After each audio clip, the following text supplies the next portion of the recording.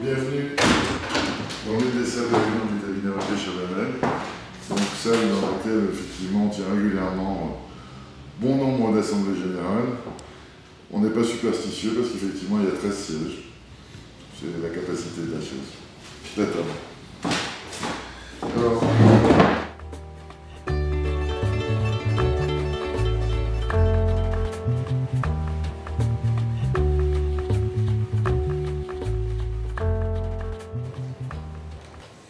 oui, Corinne, on a le bilan du groupe Laclos ou pas? Toujours pas? Bon, parce que là, on est à 2 mois de l'assemblée du 31 décembre, ça va commencer à être court hein, quand même. Bon, je m'en occupe, j'appelle. Alors.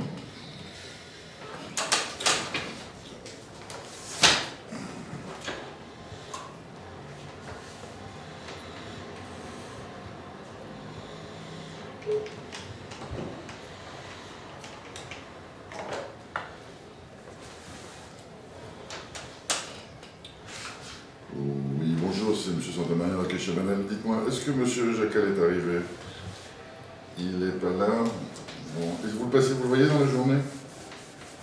Vous ne savez pas. Vous pouvez me passer son assistante, s'il vous plaît? Elle n'est pas là, on est mercredi. Bon. Écoutez, je vais essayer de le joindre sur son portable.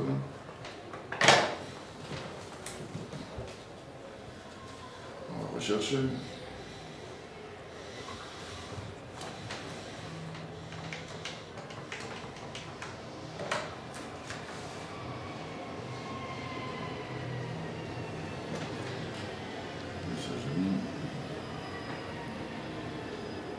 Oui, Santamaria Rocher-Chabanel. Est-ce que vous pourriez me rappeler, s'il vous plaît, là, on est en retard pour le bilan du groupe Laclos, et j'ai toujours rien. Merci, j'attends votre appel.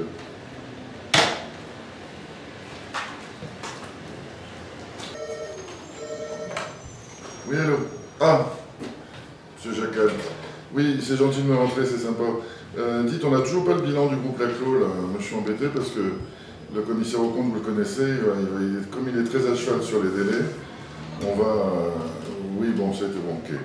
Bon, écoutez, vous me le faites passer par mail, et puis si j'ai moins de problèmes, je reviens vers vous. Écoutez, on va faire plus simple. Vous me le passez par mail, puis vous me le mettez au courrier. Comme ça, moi, je suis sûr que j'ai la bonne version, parce que on a trop de soucis avec les versions mail, je préfère vraiment la version papier. Ok, en attendant, oui, merci de me passer le mail. Allez, à bientôt. Au revoir.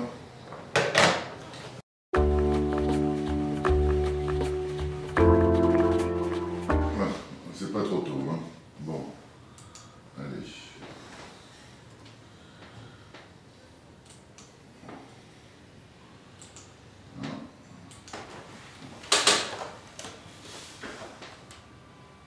Oui, Corinne, je vous ai transféré le bilan là, du groupe Laclos. Vous me l'imprimez puis vous venez tout de suite avec, hein, s'il vous plaît. Merci. Oui. Ah comme d'habitude. Vous ne pouvez pas l'imprimer, on ne peut rien en faire. Bon, j'espère qu'il a envoyé la pièce papier parce qu'il va vraiment falloir qu'on avance là. Dès que le courrier arrive, vous venez me voir si on a le bilan. Merci. Là, on a vu le travail préparatoire avant même de faire les opérations juridiques, et apparemment tout dépend de l'expert comptable. Il y a 2 personnages importants, c'est l'expert comptable et le commissaire aux comptes. Est-ce qu'on peut rappeler Bien sûr. le fond dans tout ça? Alors, là, on est dans le cadre d'une approbation des comptes annuels, et le bilan est établi par la fin, avec souvent les concours des comptables de l'entreprise, mais il est en tout cas révisé et imprimé sur les imprimés fiscaux par l'expert comptable. Donc ce qui va nous donner le top départ de l'Assemblée, c'est effectivement la réception du bilan, que ce soit sous la forme de liasse fiscale ou sous la forme de formule cabinet. Formule cabinet, formule cabinet, c'est-à-dire c'est les formules détaillées dans lesquelles on va voir le détail de tous les comptes, que ce soit les comptes de bilan, que ce soit le compte de résultat. On aura effectivement le détail de tous les comptes de charges, avec les ventilations. Les liasses fiscales sont des imprimés, effectivement, qui sont communiqués par l'administration fiscale tous les ans. Ils changent tous les ans, ce qui aussi fait partie des difficultés qu'on peut rencontrer. Pour comparer. Pour comparer, et surtout, comme les imprimés ou les formulaires informatiques sont communiqués aux experts comptables souvent tardivement, on peut prendre du retard justement à cause de ces imprimés. Bien, donc effectivement l'expert comptable va arrêter les comptes et nous le communiquer. Pourquoi? Parce que c'est ce qui va déclencher le process d'approbation des comptes, c'est la réception du bilan. Tant qu'on n'a pas le bilan, on ne bouge pas. On ne peut pas convoquer un conseil d'arrêter des comptes, puisque si le bilan n'est pas là, le conseil n'est pas censé pouvoir approuver ce bilan, arrêter ses comptes. Donc dès qu'on reçoit le bilan, on enclenche la machine, ça va être de convoquer le conseil d'administration, en particulier le commissaire aux comptes, tenir le conseil d'administration avec les administrateurs, mais en général ce seront les mandataires sociaux, PDG, directeur général, et à partir de là on va dérouler tout le processus qui va concerner l'approbation des comptes. Avec une date limite qui est... Avec une date limite, théoriquement si vous voulez, les comptes doivent être arrêtés dans les 3 mois de la clôture d'exercice. C'est-à-dire que normalement, mais exceptionnellement pour les bilans 31 décembre, comme c'est là qu'il y a la plus grosse charge pour les cabinets comptables, ils ont un mois supplémentaire. Donc le process, pour une société qui clôture au 31 décembre, l'impôt société doit être liquidé le 15 avril et l'alias fiscal doit être donné dans les premiers jours du mois de mai. Le problème que l'on rencontre, c'est que de plus en plus, l'administration encourage les experts comptables à communiquer les pièces comptables, les éléments comptables, sous format électronique. Et le fait de pouvoir communiquer ces éléments sous format électronique, les délais sont allongés. Ah, donc ce délai qui pour nous était déclenché, la campagne d'assemblée qui était le 30 avril, parce qu'on sait que c'était la date limite pour la communication des comptes à l'administration, aujourd'hui on est obligé de beaucoup se bagarrer pour contraindre les experts comptables à nous faire passer les documents dans les 2 mois qui nous restent, parce qu'il va nous rester le mois de mai et le mois de juin, et on a un délai qui est relativement incontournable, c'est que le conseil d'arrêté des comptes doit se tenir au plus tôt 45 jours avant l'Assemblée. C'est-à-dire que le commissaire aux comptes, parce que le conseil va arrêter les comptes et va les communiquer au commissaire aux comptes. Le commissaire aux comptes, lui, qui est là pour s'assurer de la validité de ses comptes et du respect des droits des actionnaires minoritaires, le commissaire aux comptes doit avoir un délai d'au moins 30 jours avant la date de convocation de l'Assemblée. Pourquoi? Parce que dans les 30 jours, il doit pouvoir effectuer ses contrôles, délivrer ses rapports qui peuvent être communiqués aux actionnaires qui en feront la demande. Donc on a ce délai de 45 jours. Alors quand on réfléchit, 45 jours, si on a une date limite au 30 juin, ça veut dire qu'au 15 mai, il faut qu'on ait convoqué tous nos conseils. Bon, ça veut dire qu'on a 15 jours pour récupérer tous nos bilans, pour pouvoir... Alors ça c'est en théorie bien évidemment. Des commissaires aux comptes interviennent souvent en amont, c'est-à-dire qu'ils ont commencé leur mission avant l'arrêté définitif des comptes, ou effectivement dans les sociétés où il n'y a pas de problème, ils les font un peu plus tard, et on aura leur rapport le jour de l'Assemblée. Donc la difficulté que l'on a, nous, au niveau du secrétariat juridique, c'est d'arriver à respecter l'ensemble des délais, un peu dans une fiction. Et surtout de tenir à jour effectivement tout ce qui va concerner le renouvellement des administrateurs, toute la vie de l'utilisation du téléphone. Voilà, alors le téléphone, voilà. Et le téléphone, effectivement, c'est l'outil de base. C'est l'outil de base parce que vous passez votre temps, effectivement, à mettre la main sur l'expert comptable, soit pour avoir le bilan, soit pour avoir des explications sur des choses que vous ne comprenez pas, parce qu'il peut y avoir des incohérences dans un bilan. En plus, nous, systématiquement, le bilan transite par le service fiscal. C'est-à-dire, dès qu'un bilan arrive au juridique, il va au service fiscal qui va valider les éventuelles distributions de dividendes, vérifier la liquidation de l'impôt société. Donc il y a toujours un travail en amont qui est fait par le service fiscal avant que le bilan soit traité au juridique.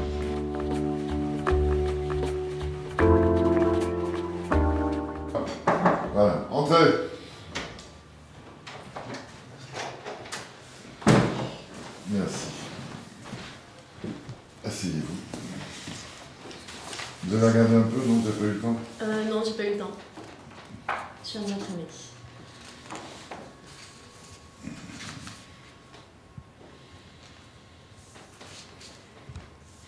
La trésorerie s'améliore un petit peu.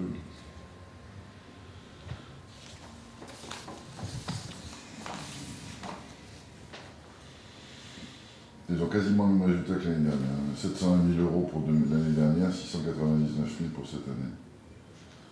C'est vachement stable. Et le chiffre d'affaires n'a quasiment pas bougé, 2,6 millions, 2,5 millions. Donc c'est très stable. Par contre, je ne sais pas s'ils vont vouloir distribuer autant que l'année dernière. On avait distribué combien l'année dernière? Non, on a l'assemblée de l'an dernier, donc c'est...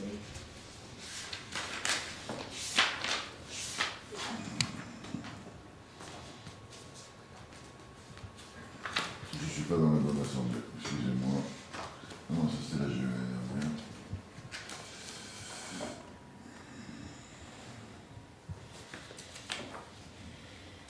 C'est ici. Excusez-moi. Ça doit être... Voilà, on y arrive.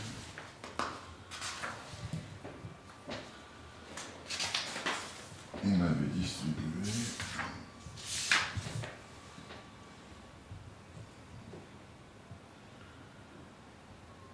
$150 000, oui, on ne distribue pas grand-chose.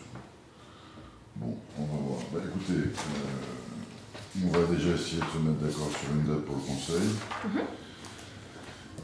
Vous pouvez commencer à bâtir les projets. Moi, je vais appeler le commissaire au compte, expert comptable et puis le PDG pour qu'on cale une date rapidement. D'accord.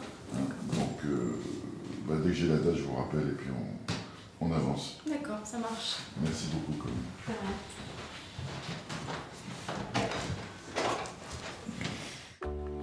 Bon, donc là, on est dans une partie qui est une partie très très comptable. L'alias comptable est un document comprenant le bilan, le compte de résultat, les immobilisations ainsi que des informations complémentaires. En page 1, vous trouverez le bilan actif. Vous comparerez l'état et le niveau de trésorerie avec l'année N-1. En page 2, vous trouverez le bilan passif avant répartition. Il faut vérifier l'évolution du résultat et en même temps s'assurer que l'affectation du résultat de l'année N-1 a été respectée par le comptable.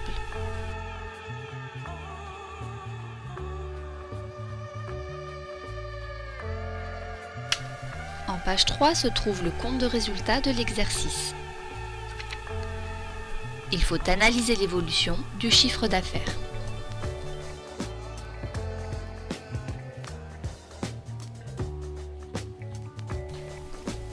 Vous constaterez l'évolution des principaux postes de frais généraux, mais également les amortissements et les provisions. Vous vérifierez enfin les dividendes perçus des filiales sur l'année N-1 et l'évolution des frais financiers. En page 4, vous trouverez la suite du compte de résultat de l'exercice. Il faut vérifier le niveau des produits et champs exceptionnels. Et pour finir, la cohérence du résultat après l'IS.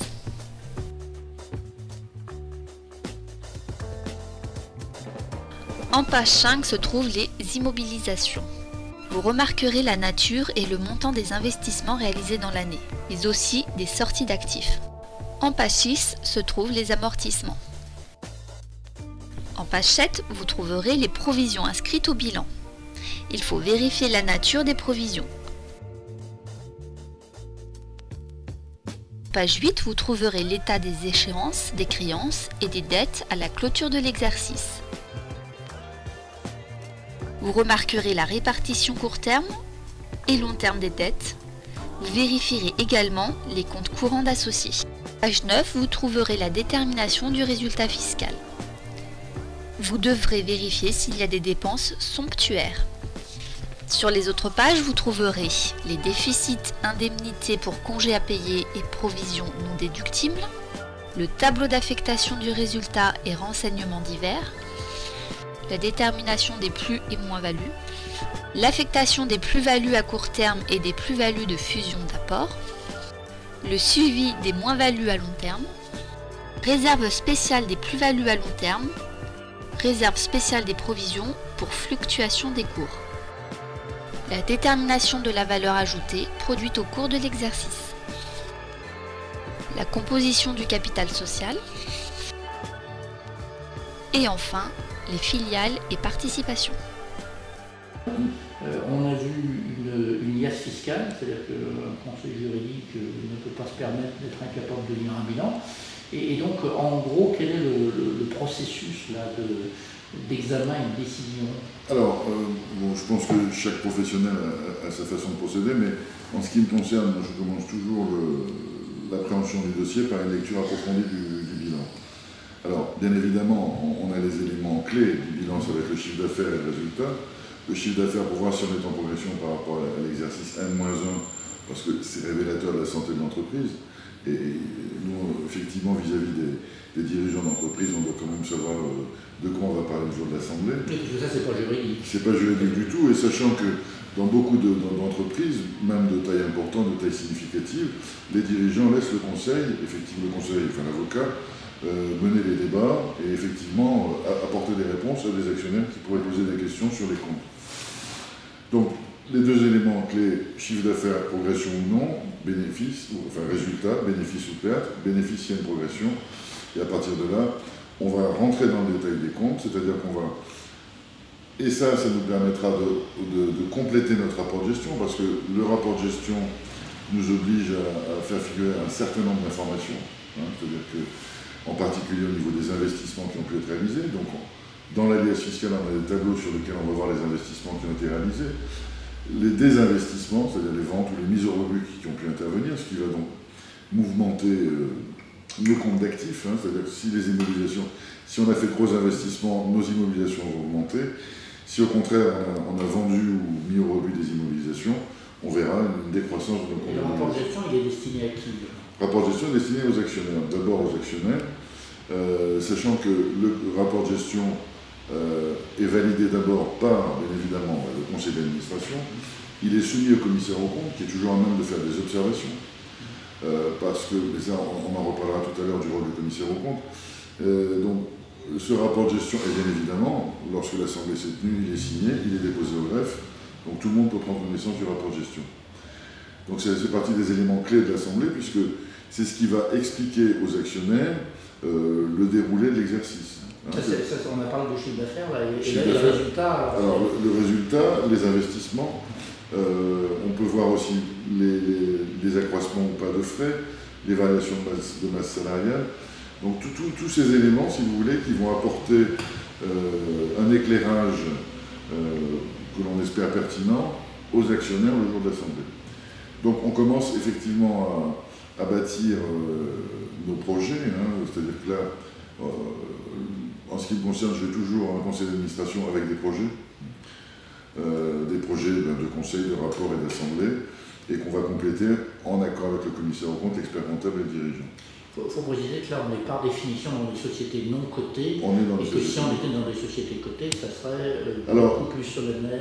Alors, ça dépend. Les sociétés cotées, alors l'avantage des sociétés cotées, c'est que ce sont des sociétés dans lesquelles les procédures sont extrêmement strictes. Donc on n'a pas à s'inquiéter pour avoir le bilan, il arrive le 15 janvier, on a le bilan le 31 décembre. Le commissaire aux comptes a participé à l'arrêté des comptes et le 15 février, on a déjà les rapports du commissaire aux comptes. Et Dieu sait que dans une société cotée, on a des rapports de commissaire aux comptes, parce qu'une société cotée, c'est toujours une assemblée générale mixte. On va approuver des comptes et en même temps, on va déléguer toute une série de pouvoirs qui souvent sont de la compétence de l'Assemblée générale extraordinaire. Et en fonction des délégations qui sont données, il y aura un rapport de commissaire aux comptes sur une augmentation de capital, les réductions de capital, le rachat de ses propres actions par la société. Bon. Mais alors, effectivement, c'est solennel. C'est assez étonnant parce que dans des sociétés cotées qui se portent bien, on a peu d'actionnaires, mais il m'est arrivé de tenir des assemblées dans des sociétés cotées où on avait 6 000 actionnaires identifiés, et il y avait 10 personnes qui étaient là pour l'assemblée. C'est pas la salle des 3000 automatiquement. C'est pas la salle des 3000, sachant que, pour la petite histoire, il y a des personnes souvent retraitées qui achètent une action dans des sociétés et qui viennent pour le cadeau, parce qu'il y a un cadeau aux actionnaires, et pour le cocktail. Et ils font le tour de France, entre le mois de mai et le mois de juin, ils font les assemblées des sociétés cotées. Ça me donne une idée pour plus tard. On retrouve souvent les mêmes.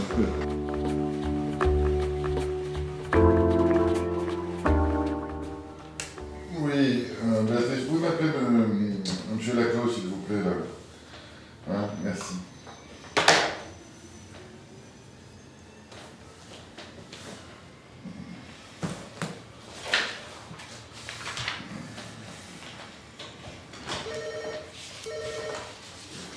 Alors, oui, Jean-Marc, mais bonjour, Santa-Maria, c'est gentil, je suis content de vous avoir parce qu'en général, c'est toujours pas bon, c'est pas vous.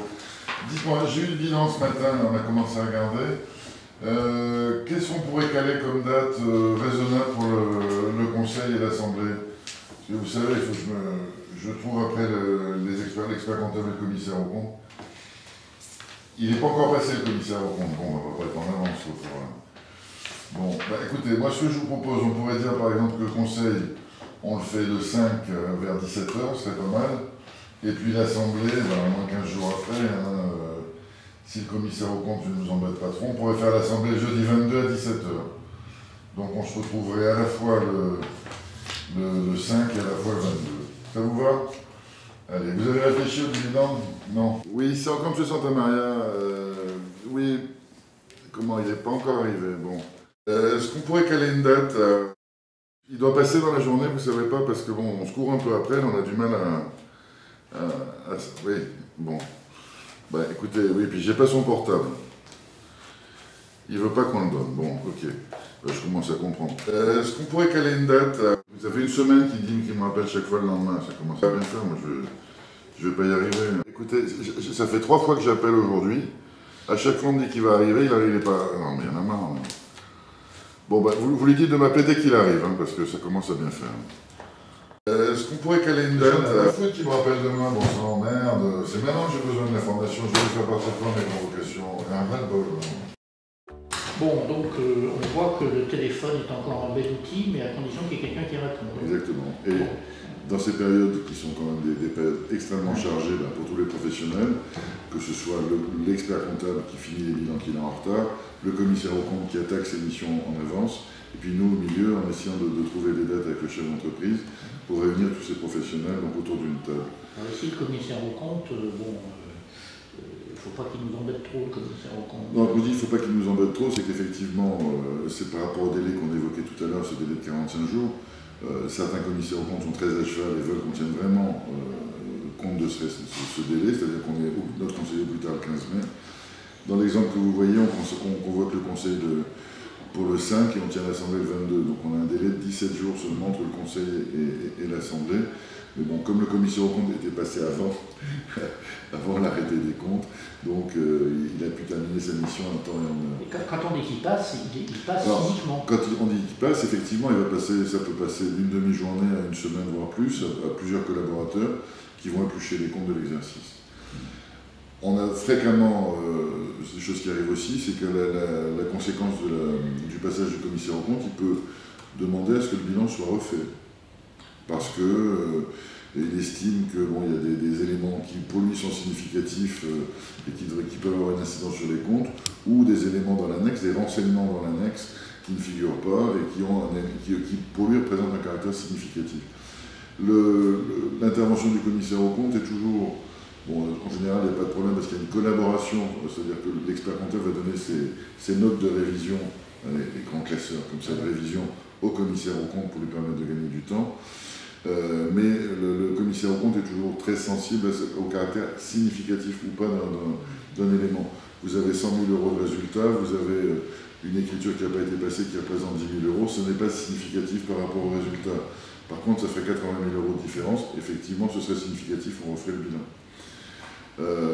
Si on refait le bilan, ça prolonge les délais d'une manière? Non, ça ne prolonge pas les délais, si ce n'est que de refaire le bilan, c'est de redéposer auprès de l'administration fiscale un nouveau bilan, chose que les experts comptables n'aiment pas bien, dans la mesure où ça peut attirer l'attention sur la société, le fait qu'il y ait des bilans rectificatifs qui soient déposés. Et donc, de toute façon, il faut bien calculer en fonction de la date limite d'approbation, 6 mois. Qui est 6 mois, et si jamais on n'arrive pas à tenir les 6 mois, ce qui évidemment ne se produit jamais, mais bon, en admettant par extraordinaire... Ça peut arriver. On peut arriver, par exemple, avec soit des difficultés à l'occasion de l'arrêté des comptes, on peut, par exemple, à la demande du commissaire, c'est souvent le commissaire au compte qui demande à ce qu'on sollicite du tribunal de commerce, du président, une ordonnance pour pouvoir proroger la date de tenue de l'Assemblée. Par exemple, quand on n'a pas les comptes d'une filiale importante, par exemple, qui est à l'étranger, et on a eu le cas récemment avec une filiale au Canada, où les délais ne sont pas du tout les mêmes qu'en France, c'est-à-dire les délais sont beaucoup moins contraignants pour la production des comptes, et il a fallu qu'on attende 2 mois après la date normale pour pouvoir tenir l'Assemblée, parce qu'on a eu les renseignements très tard. parce qu'on a besoin, ça fait partie des informations que l'on doit donner aux actionnaires sur la marche des filiales à l'étranger.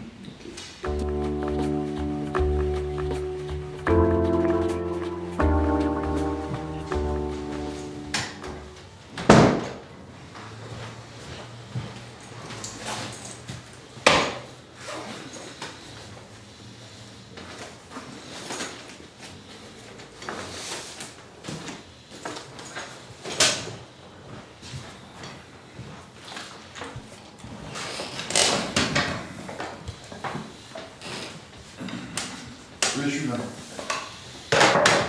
Entrez.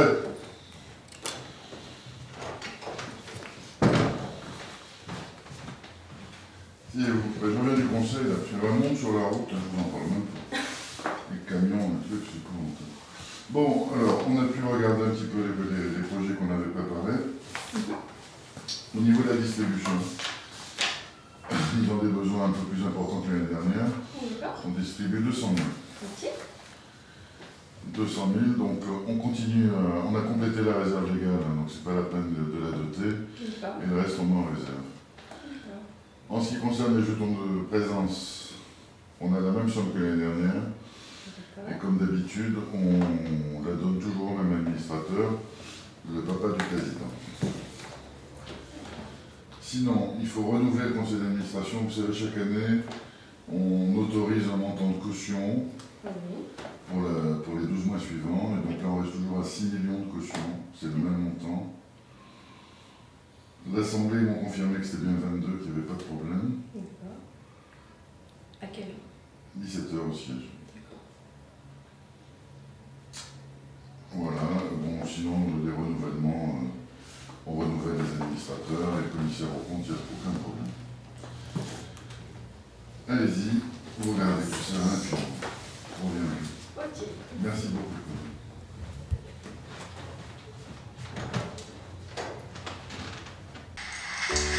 Alors maintenant, donc, là, on a eu une espèce de présentation qui pourrait être l'ordre du jour d'une assemblée générale ordinaire normale. Voilà, voilà, tout à fait.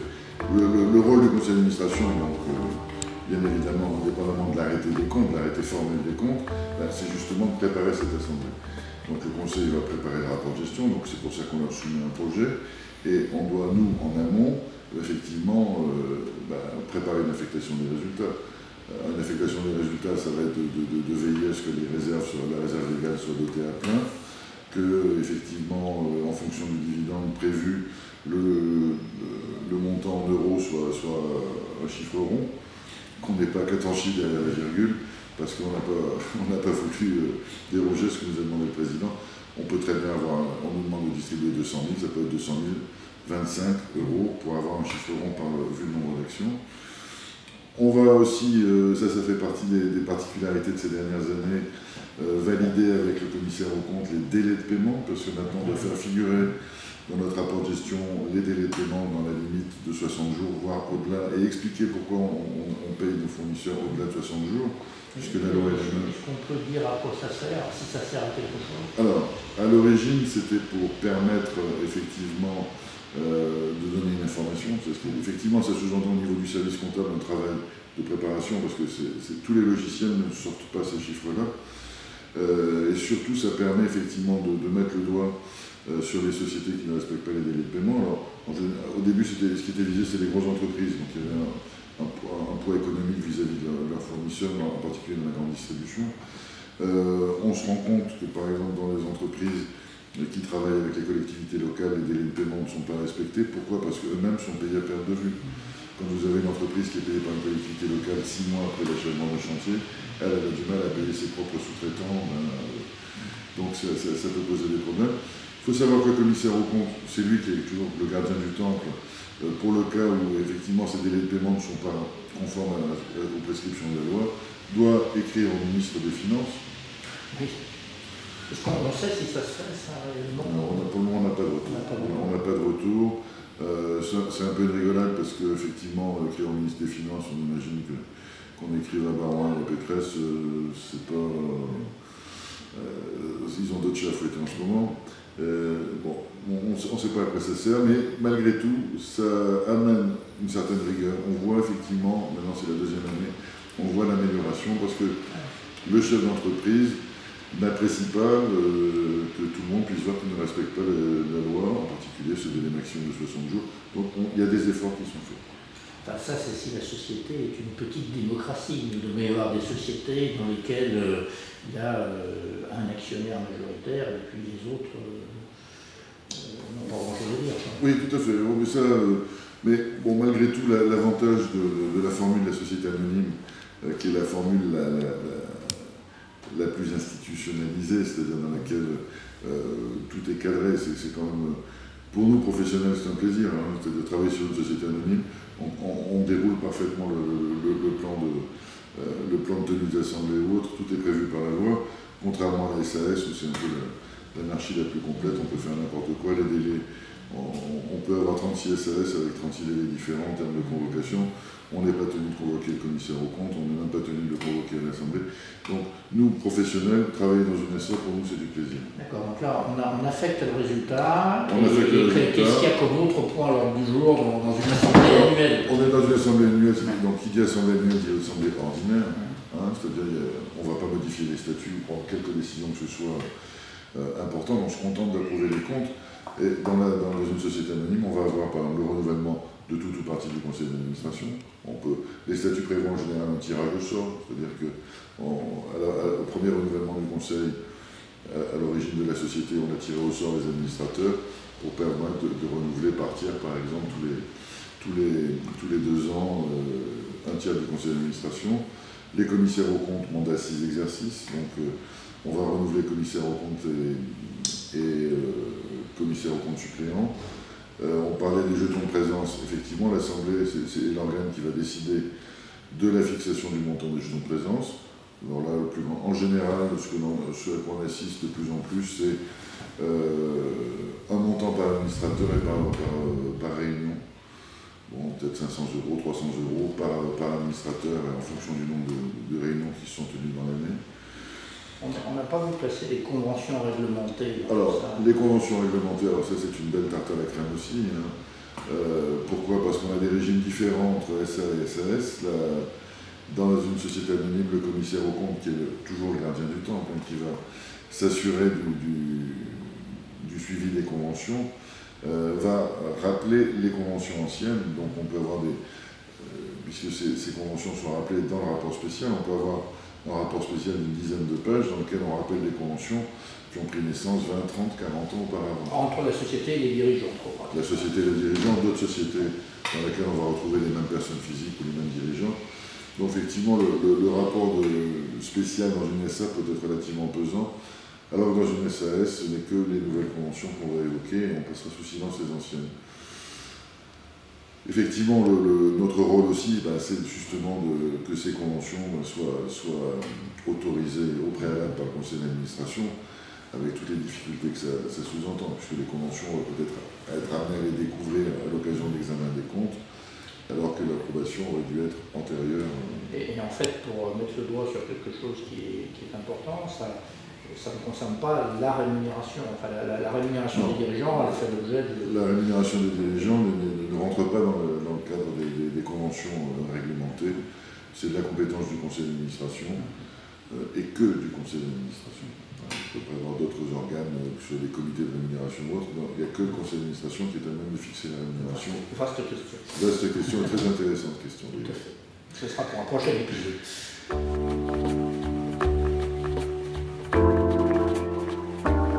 Eh bien, le déroulement de l'Assemblée générale suit un certain cérémonial. Comme vous avez pu le voir, donc, dans cette grande salle, les actionnaires présents se mettent souvent à la même place. Hein. Ils ont leurs habitudes qui se sont établies au fil des années. Après avoir parlé de la pluie du beau temps, on attaque directement la lecture du rapport de gestion, hein, puisque c'est vraiment le document de base qui servira de fil conducteur pendant toute la discussion. Donc certains actionnaires vont commencer à poser des questions qu'ils auront pu préparer parce qu'ils auront eu tous les documents préalablement à l'Assemblée. Ensuite, on passe la parole au commissaire aux comptes qui souvent sera dispensé de la lecture de ses rapports puisque c'est toujours les mêmes textes, mais qui donnera différentes appréciations sur ce qu'il a pu constater à travers ses contrôles. Et puis, bien évidemment, l'Assemblée souvent se tenant plus de 5 mois après la clôture de l'exercice, il est question du nouvel exercice. C'est le point le plus important et on conclura souvent, après avoir abordé justement cet exercice en cours et les perspectives d'avenir.